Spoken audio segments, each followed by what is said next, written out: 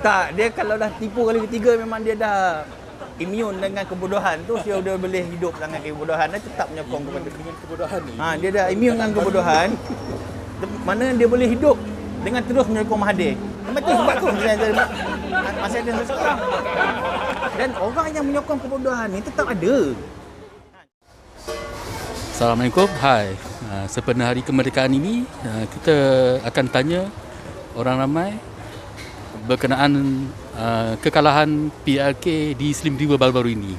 Kita ada seorang untuk disoal, iaitu Encik Saudara. Encik Saudara nama apa?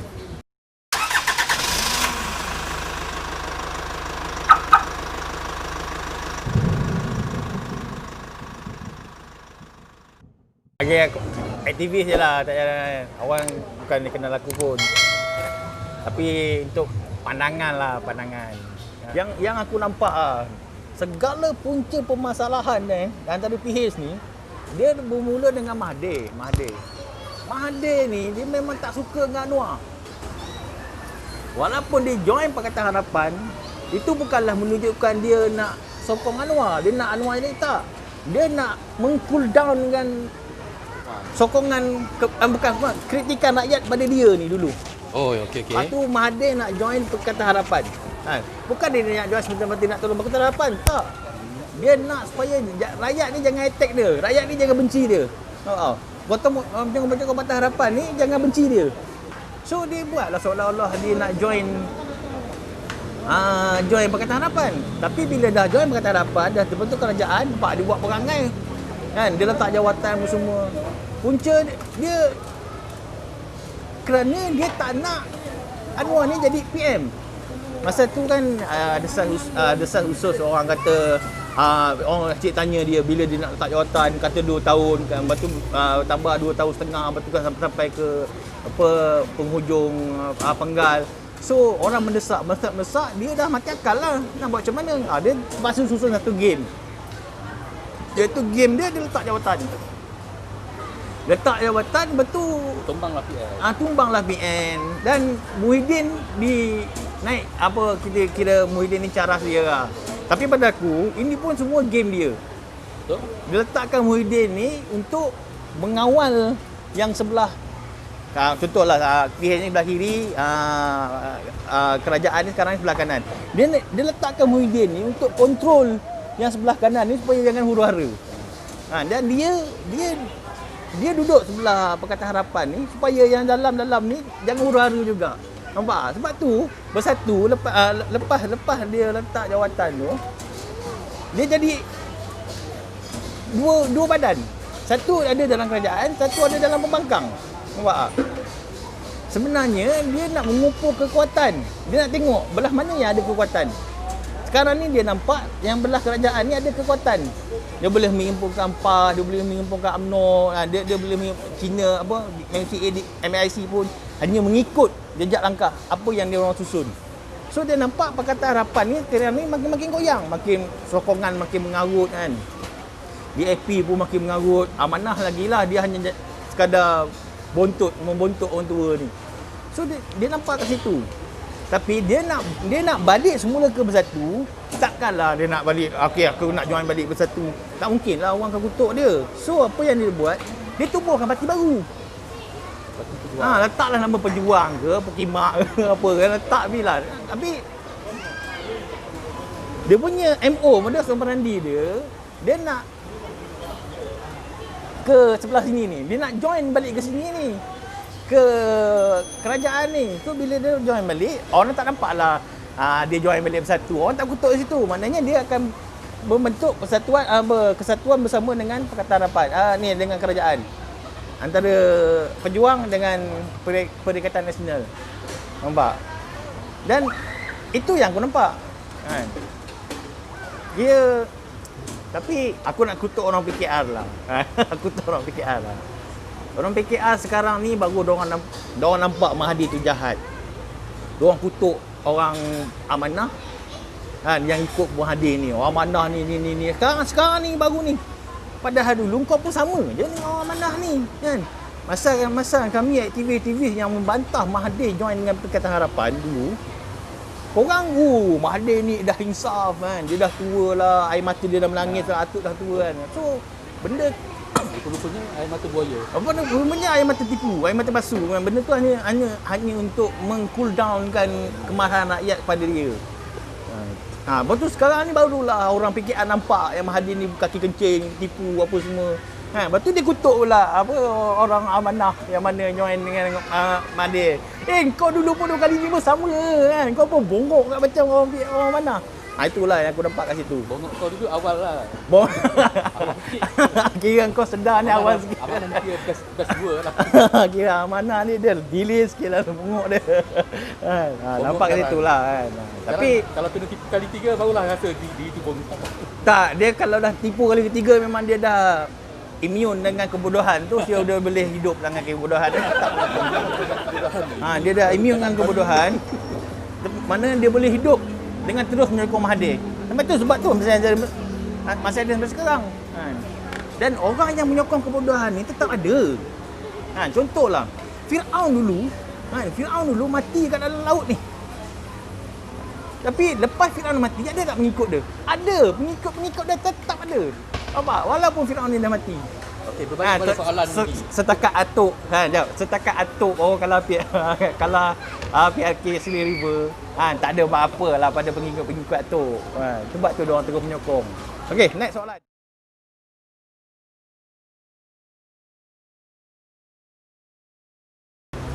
Ini aku nak cerita berkenaan orang muda.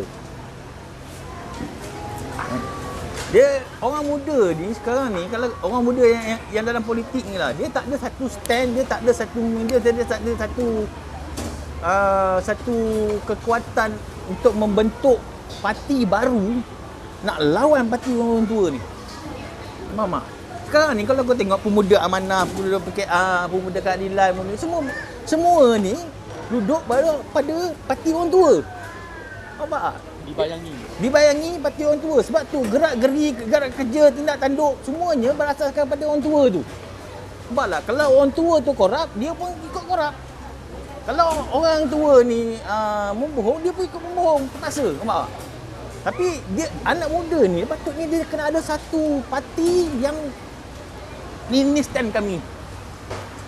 Dia berlawanan dengan orang tua ni. Dia tak ada benda tu. Kalau ada sekarang pun, kalau kau tengok sekarang ni yang ada penggerak Malaysia kot. Kita lihat tu, penggerak Malaysia yang budak-budak akram buat benda ni. Tetap bawah orang tua. Nampak? Tetap bawah telunjuk orang tua dalam politik. Bila orang tua kata ni, dia buat ni. Orang tua kata ni, dia tak ada benda yang kau boleh lawan orang tua. Bukan nak lawan dia. Benda yang bercagah, kita lawan lah. Benda ada buat rasuah, kita katalah benda yang rasuah jangan buat kan. Tapi tak ada benda tu. Dia jadi kalau pemuda UMNO yang tua-tua buat rasuah, dia pun backup yang buat rasuah ni. Nampak? Pemuda PAS, pemimpin dia buat salah, dia pun backup yang kesalahan. Ni apa benda ni kan? Ni politik apa kita mainkan ni sebenarnya? Kan? Apa benda yang korang berjuang dalam politik ni?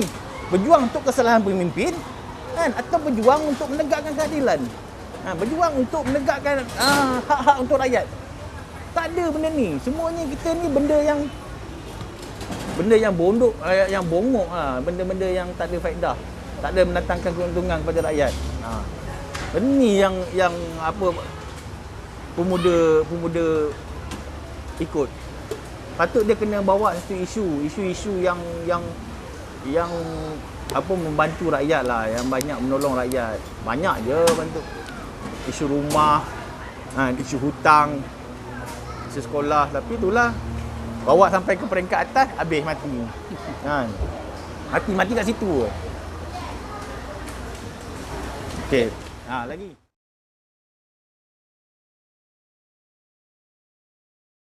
Best tadi diorang ada buat parti Murba. Tapi barulah, baru nak naik. Tapi orang tak kenal pun apa benda parti Murba ni. Cuma dalam kalangan diorang je. Circle orang tu je yang kenal parti Murba. Tapi kalau tanya orang luar dia apa benda parti Murba, orang tak tahu. Kalau tak nampak apa kerja diorang, apa yang ni kan, apa yang diorang isukan. Itulah dia masalah juga nak membentuk parti pemuda ni. Dia kena, kebanyakan ni kita ni isu yang populis. Isu yang popular yang kita main kan. Tapi gerak kerja tu tak ada. Gerak kerja yang nak membentuk jati diri parti tu tak ada. Tu masalah juga. Tapi kita nak kena bermula pada sekarang lah. Orang muda, cakap apa, orang muda adalah pemimpin hadapan negara kan. Masa depan negara adalah letak pada orang muda. Tapi kalau orang muda pun masih ikut bontok orang tua, baik tak payah kan. Baik tu letak orang tua tu jadi ni. Orang tua tu pun tak tahu bila nak mati. Kan, orang tua tu mati dulu ke kita mati dulu kan? Tak silap kita mati dulu. Itulah, kita kena, tak tahu lah. Orang politik sekarang ni dia bukan, politik sekarang ni bukan tentang memperjuangkan hak rakyat. Politik sekarang ni memperjuangkan kesalahan pemimpin. Kan? Kalau pemimpin tu buat salah yang orang muda bagi tahu Mahathir stop. Mahathir cukup lah, kau berhentilah, buatlah. Tak ada, benda tu tak ada. Benda ni orang masih lagi nak Mahathir, tengoklah. Kan dia pun tak tahulah, rumoh kata apa dia pun salahkan Anwar sebab tak membantu kempen. Butuh apa kau pun hari-hari nak belaga dengan Anwar kan. Dia kalah kau nak kata Anwar bersalah. Itu bongok lah. Tapi itulah, benda itulah yang kita mainkan. Kita duk bergaduh ni benda itu. Nampak tak? Dia tak ada keuntungan pada kau, pada aku, pada siapa-siapa pun isu tu. Apa benda? Kan? Nah, itulah yang politik Malaysia sekarang ni. Ya, okey, depa kalah, salahkan Anwar.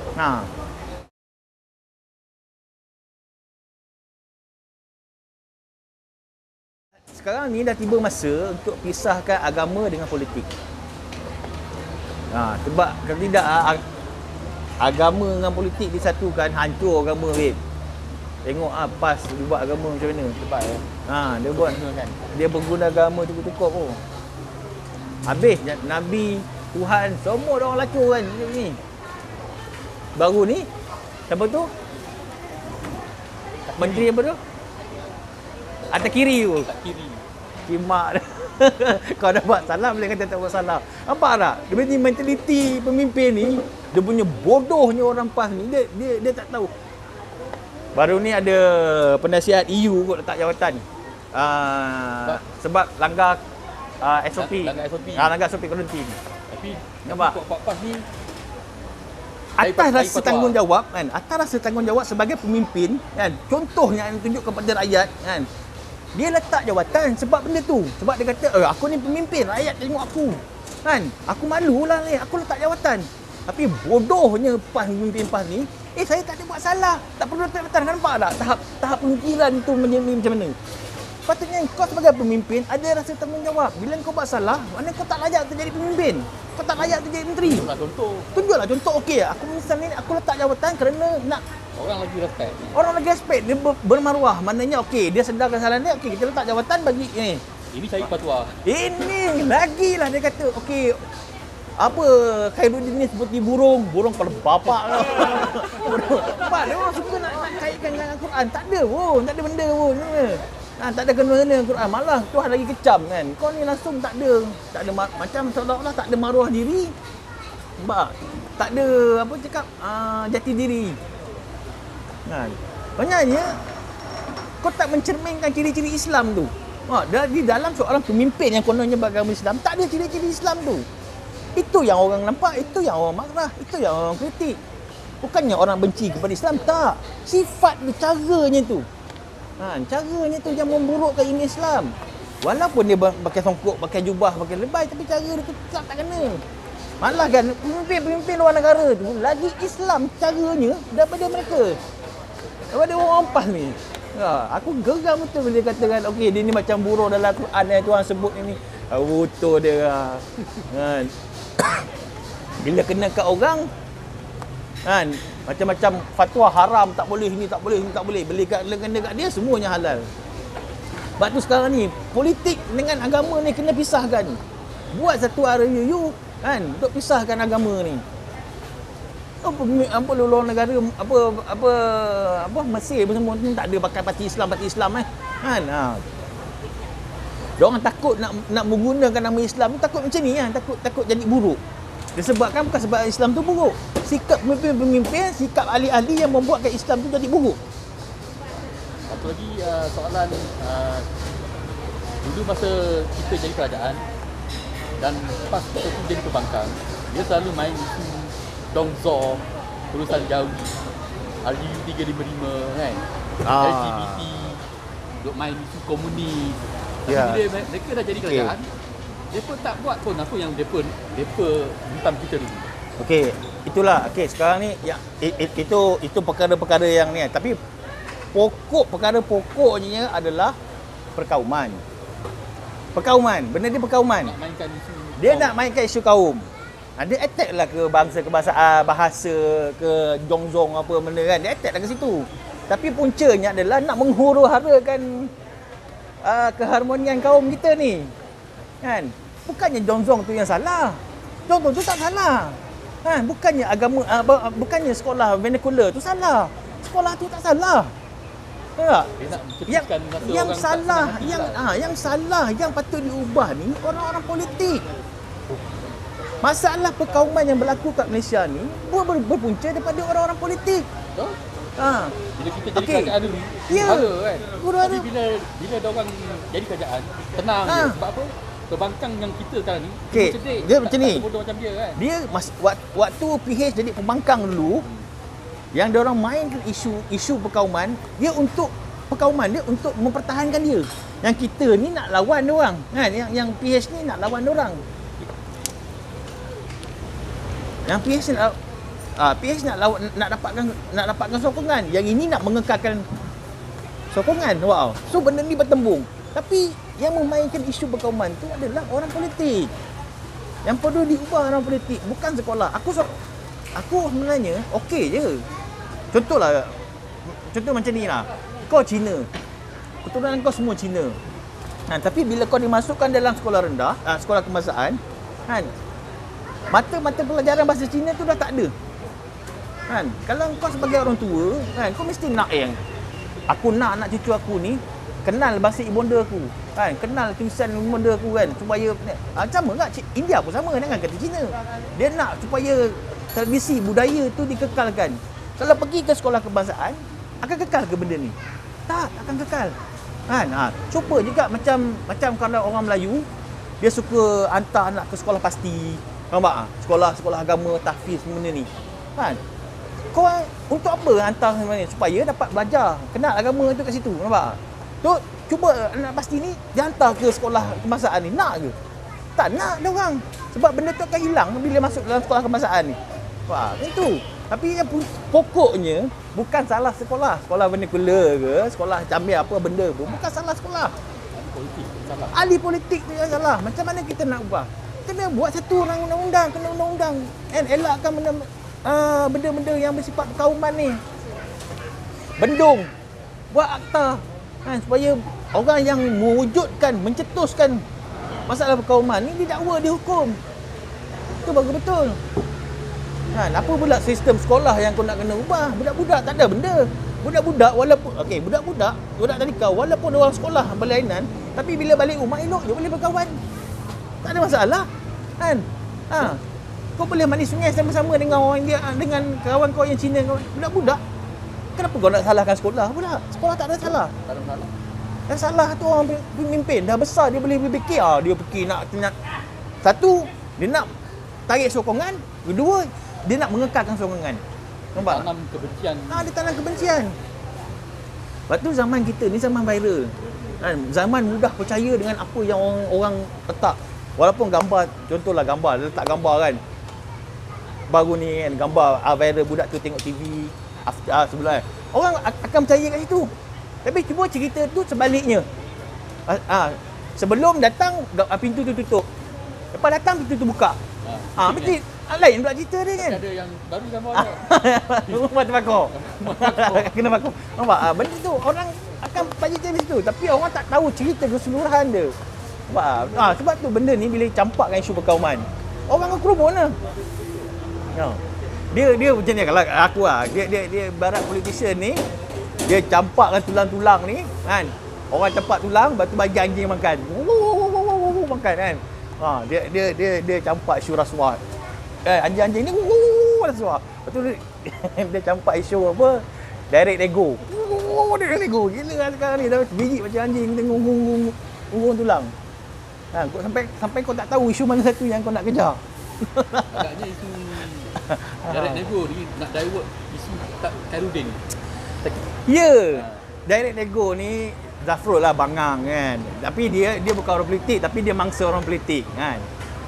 Dia contohlah kalau aku dalam mesyuarat PN, kalau aku lah kan. Sekarang ni dia tengah nutup. Macam mana kita nak selamatkan dia?